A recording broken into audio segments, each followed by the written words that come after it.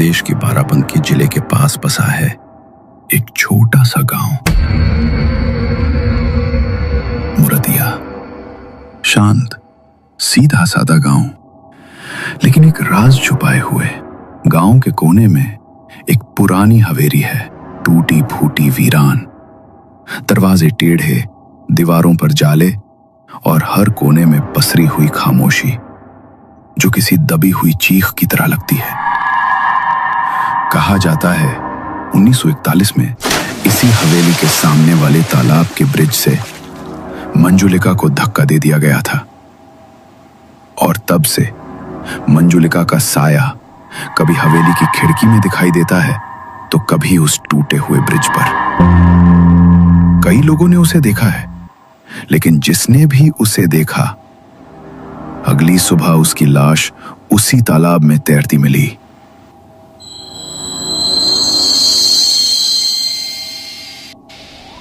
हल्की ठंडी हवा चल रही थी, झींगुरों की आवाजें लगातार सुनाई दे रही थी।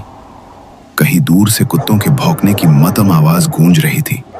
चाय के एक पुराने ठेले पर लालटेन की टिमटिमाती रोशनी अजीब सा सुकून और डर दोनों पैदा कर रही थी। चारों दोस्त अर्जुन, रागिनी, अंकित और मीनल गर्म चाय के कुल्हड़ हाथ में लिए बेंच पर बैठे थे।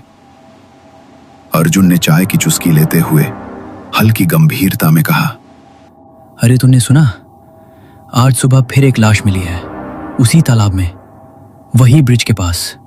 हाँ, मैंने भी पढ़ा अखबार में। पुलिस को है ना कुछ करना ही नहीं है, हर चीज को मंजुलिका का साया कहकर टाल देते हैं ये लोग। सीरियसली यार, कौन सी सदी में जी रहे हैं हम लोग। आज भी लोग भूत प्रेत आत्मा इन सब चीजों पे यकीन करते हैं। कितना अंधविश्वास है, सब अनपढ़ों की बातें हैं। तभी उस ठेले के पास एक बूढ़ा आदमी आता है जिसकी कमर जमीन की तरफ झुकी हुई है, चेहरा झुर्रियों से भरा हुआ और आंखें जैसे अंदर समा गई हों। वो उन चार दोस्तों की तरफ देखते हुए कहता है, हंसी उड़ाना आसान है बच्चों, पर उस हवेली में सिर्फ दीवारें नहीं है, वहां एक कहानी आज भी अधूरी है। एक आत्मा है जो अब भी इंतजार कर रही है, अपने धोखेबाज प्यार से हिसाब बराबर करने का। कौन सी आत्मा काका? क्या हुआ था उस हवेली में? ताका एक गहरी सांस लेते हैं। लालटेन की टिमटिमाती लो उनके चेहरे को रहस्यमय अंदाज में उजागर कर रही थी। बेहद धीमी लेकिन भारी आवाज में उन्होंने बोलना शुरू किया। साल था 1941। मंजुलिका उस गांव की सबसे खूबसूरत लड़की थी। उसकी आवाज में ऐसी मिठास थी जैसे कानों में घंटियों की मधुर सी आवाज खुल जाए, और चेहरा जैसे चांद खुद जमीन पर उतर आया हो। मंजुलिका को कृष्णा से प्यार हो गया था। दोनों एक दूजे के बिना रह नहीं सकते थे और एक दूसरे में ही अपनी दुनिया देखते थे, लेकिन किस्मत को शायद ये मंजूर नहीं था। समाज ने उन्हें एक नहीं होने दिया। मंजुलिका की शादी बचपन में ही तय हो चुकी थी। घर वाले जिद पर अड़े थे और समाज तो जैसे दुश्मन बन गया था। एक दिन मंजुलिका ने कृष्णा से कहा, अगर साथ जी नहीं सकते तो कम से कम साथ मर तो सकते हैं। कृष्णा ने भी हामी भर दी। दोनों ने रात चुनी हवेली के सामने वाला पुराना ब्रिज और नीचे बहता गहरा तालाब। मंजुलिका ने कृष्णा का हाथ थामा और आंखों में आंसू लेकर मंजुलिका ने तालाब में छलांग लगा दी, पर कृष्णा वहीं के वहीं खड़ा रहा। ना उसने छलांग लगाई, ना उसे रोका, बस चुपचाप खड़ा होकर देखता रहा और फिर बोला, चलो जान छोटी, बहुत परेशान कर रही थी। और 2 दिन बाद कृष्णा की लाश उसी तालाब में तैरती मिली। कहते हैं मंजुलिका की आत्मा लौट आई थी, प्यार में मिली बेवफाई का बदला लेने। अब हर दिन उसका साया ब्रिज पर दिखता है। सफेद साड़ी, गीले बाल और लाल डबडबाई आंखें। जो भी उसे देखता है, अगली सुबह उसकी लाश तालाब में मिलती है।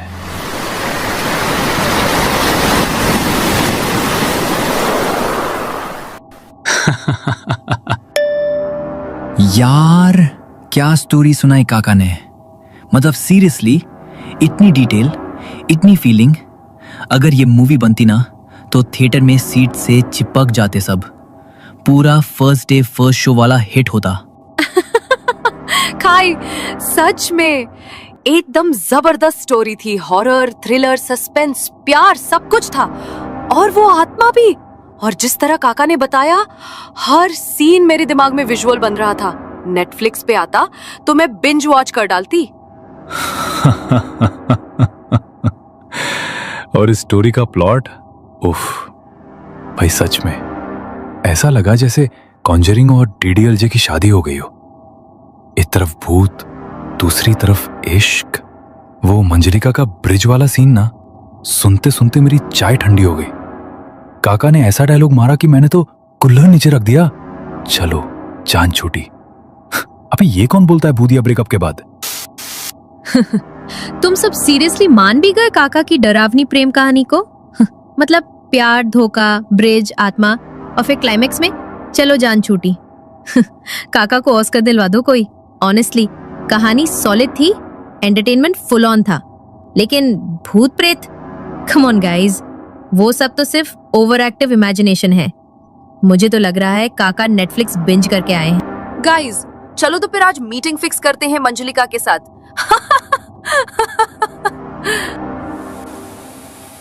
काका धीरे से खड़े होते हैं। उनकी आंखों में चेतावनी साफ झलक रही थी। चारों दोस्तों की ओर देखते हुए काका ने सख्त लहजे में कहा, मजाक उड़ाओ बेटा। बहुतों ने हंसी उड़ाई थी, फिर वही हंसी उनकी चीख में बदल गई।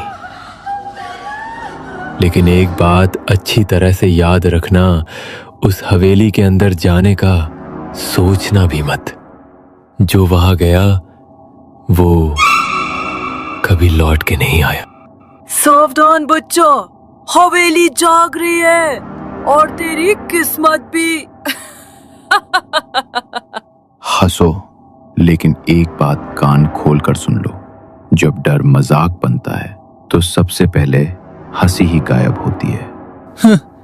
चलो फिर मंजुलिका को जाकर खुद बताते हैं, हम डरते नहीं और डरावनी कहानियों पर यकीन भी नहीं करते। और अगर सच में भूत मिला तो मैं उसी वक्त रील्स बना दूंगा, वायरल गारंटीड एकदम। और अगर कुछ गड़बड़ हुई ना तो अर्जुन याद रखना, तू ही था मास्टरमाइंड इस ब्रिलियंट प्लान का। चारों दोस्त बाइकों तक पहुंचते हैं। अर्जुन और अंकित बाइक स्टार्ट करते हैं। मीनल और रागिनी पीछे बैठती हैं। फिर दोनों बाइक्स अंधेरे रास्तों पर हवेली की ओर निकल पड़ती हैं। पीछे सिर्फ उड़ती धूल और सन्नाटा रह जाता है। काका ने उन्हें दूर से जाते हुए देखा। उनकी आंखों में डर साफ साफ दिखाई दे रहा था और होठों पर एक फुसफुसाहट के साथ उन्होंने कहा, अब इनमें से कौन लौटेगा, कौन नहीं, ये अब सिर्फ और सिर्फ मंजिलिका तय करेगी। रात के करीब 12 बज चुके थे। चांद बादलों के पीछे छिपा हुआ था।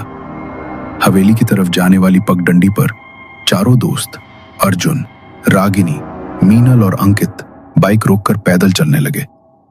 हवा में ठंडक बढ़ रही थी और पुराने पीपल के पेड़ की डालियां सरसराती हुई उनके सिर के ऊपर झुक रही थी। तो दोस्तों, क्या सच में उस हवेली में मंजुलिका का साया था? क्या हुआ उन चार दोस्तों के साथ? जानने के लिए सुनिए अगला एपिसोड।